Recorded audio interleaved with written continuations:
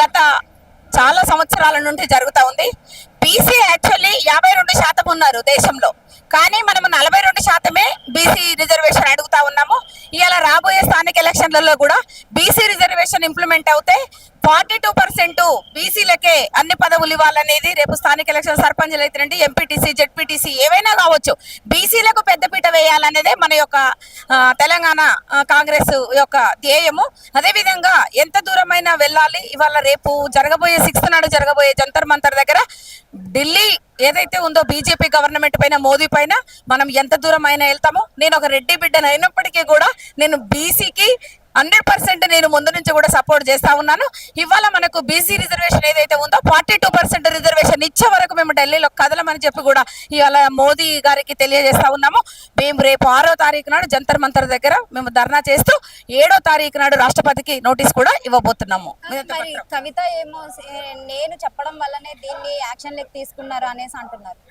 Action లోకి తీసుకుంటున్నామంటే మరి వాళ్ళ అయ్యా 10 ఏళ్ళు ఉన్నాడు, మరి వాళ్ళ అన్న, వాళ్ళ బావ వీళ్ళందరూ కూడా 10 ఏళ్ళు బీఆర్ఎస్ లోనే ఉన్నారు కదా. మరి బీఆర్ఎస్ లో ఉన్నప్పుడు మరి బీసీ ఇంప్లిమెంటేషన్ 42% ఎందుకు చేయలేదు?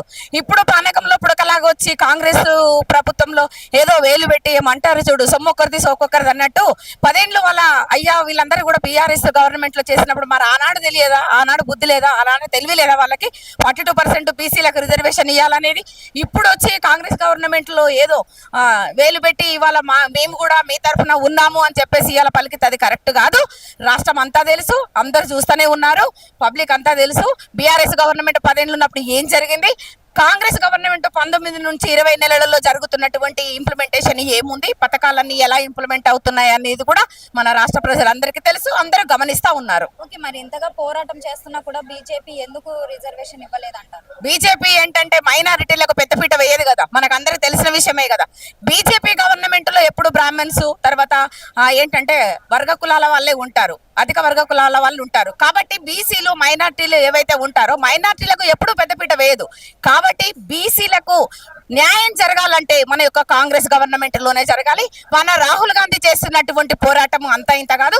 పార్లమెంటులో బిల్లు కంపల్సరీ 42% బీసీలకు ఇంప్లిమెంట్ అవ్వాలనేటటువంటిది ఏదైతే ఉందో మన పార్లమెంట్ లో ఫైట్ చేస్తా ఉన్నారో, ఇవాళ మన తెలంగాణ రాష్ట్రంలో కూడా రేవంత్ రెడ్డి అన్న కూడా అదే దారిలో మనం వెళ్తున్నాము.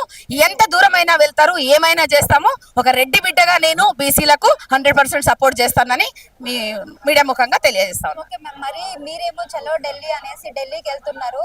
ఇటు సైడ్ చూస్తే బీజేపీ రిజర్వేషన్ ఇవ్వడం లేదు, ఇటు సైడ్ చూస్తే కవిత ఏమో